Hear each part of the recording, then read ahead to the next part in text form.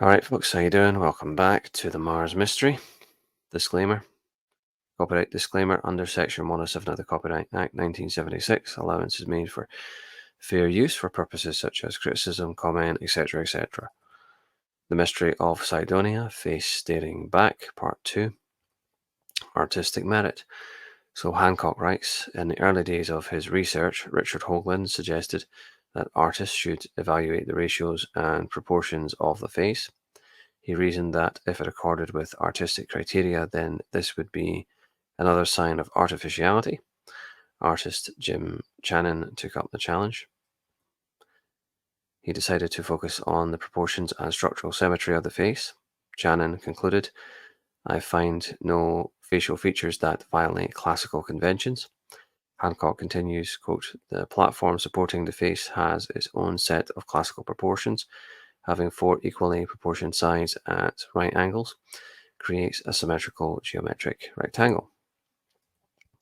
He continues, there is overwhelming evidence that the structure revealed in the photographs is a consciously created monument. Channon's analysis was done before computer analyst Mark Carlotto had re-imaged the Viking frames that improved upon those of DePietro and Molnar. It revealed a highly controversial set of new features on the face. New features. So features found within the face included teeth, a diadem, a teardrop, and decorative headdress, not unlike the demis worn by Egyptian pharaohs and on the Great Sphinx, according to Hancock. He also states that Carlotto's work revealed the face wasn't as symmetrical as first thought, using the quote cubic spin interpolation technique, which enhances image contrast. He picked details out in the face too faint to notice before. A trick of light and shadows. So in the summer of 97, Hancock traveled to the California Institute of Technology, which was close to NASA's Jet Propulsion Laboratory and, quote, home to the Nobel Prize-winning physicist Albert Einstein and Richard Feynman. Hancock describes a visit at Caltech to Dr. Arden Albee. Quote, we were lucky to see him. He was leaving for Japan to discuss his work on the Mars Global Surveyor.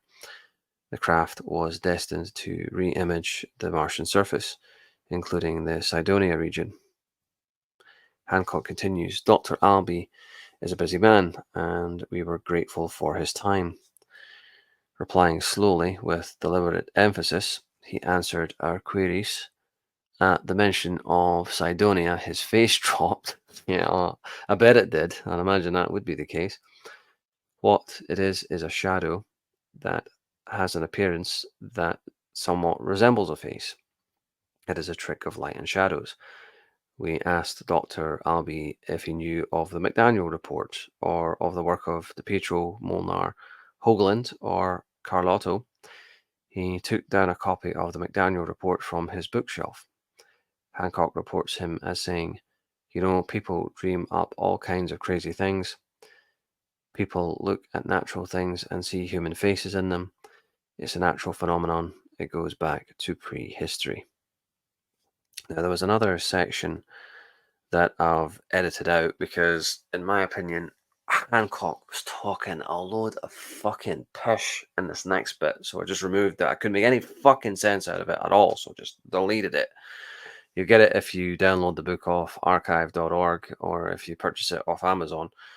He talks about something to do with a camel face, and he cites this example of during the First World War, Lawrence of Arabia, when he took up with the Arab rebels against the Ottoman Empire. He presented the Arab rebels with a painting of them or something like that. And they looked at this painting and said, is that a camel? And then he goes into this big artistic, philosophical tangent, which I couldn't wrap my hand around. Listen, I'm a black and white, bottom line, get to the point kind of guy. Obscure points and abstract points are completely wasted on me. You know, I've never been one for philosophy or art at all. I'm interested in the bottom fucking line. And I also tend to believe that not a soul on earth would look at a picture of themselves and think it was a camel. So whatever point Hancock was trying to make with that went completely over my fucking head because I think he was talking absolute shite. You long to Arabia know of a camel? Yes. Mention your name.